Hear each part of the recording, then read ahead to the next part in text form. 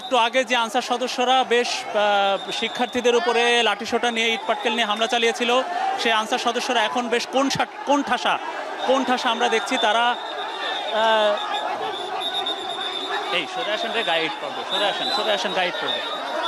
এই ওইটা না, ওইখান থেকে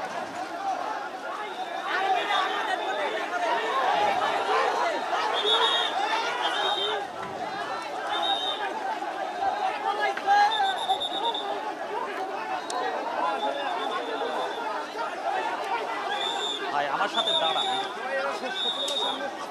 ভাই, আপনি পেছনে আসেন তো ভাই। ওরা 3-4 হচ্ছে ইটতে মারতেছে। এদিকে আসেন আমার সাথে আসেন।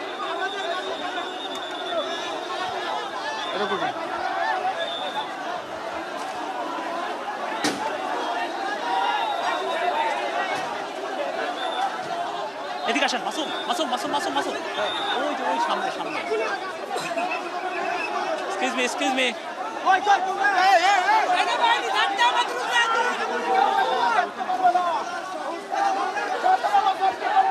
আমরা দেখছি যে আনসার সদস্যরা কোন ঠাসা হয়ে পড়েছে। শিক্ষার্থীরা আনসারদের উপরে এখন মোটামুটি হামলে পড়েছে বলা যায়।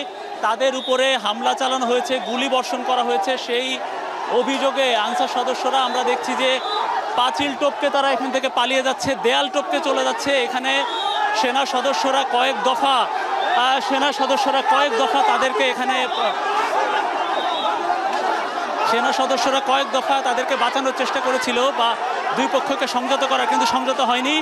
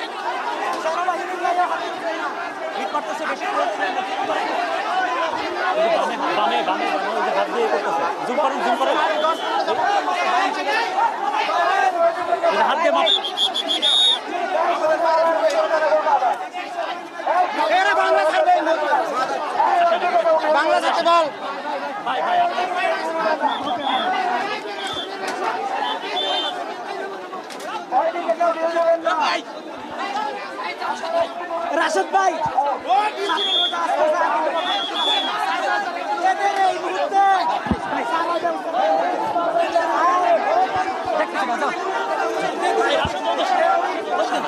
মিডিয়া মাসুম এদিকে আসেন।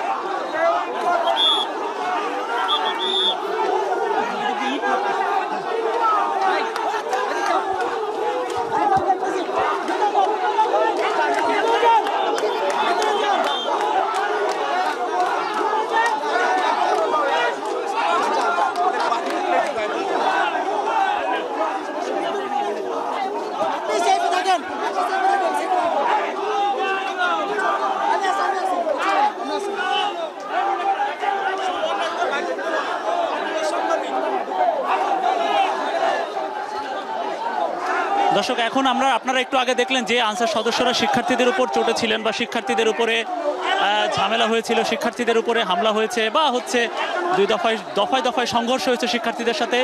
সেই আনসার সদস্যরা এখন মাপ চাচ্ছে। সেই আনসার সদস্যরা এখন সেনাবাহিনীর মাধ্যমে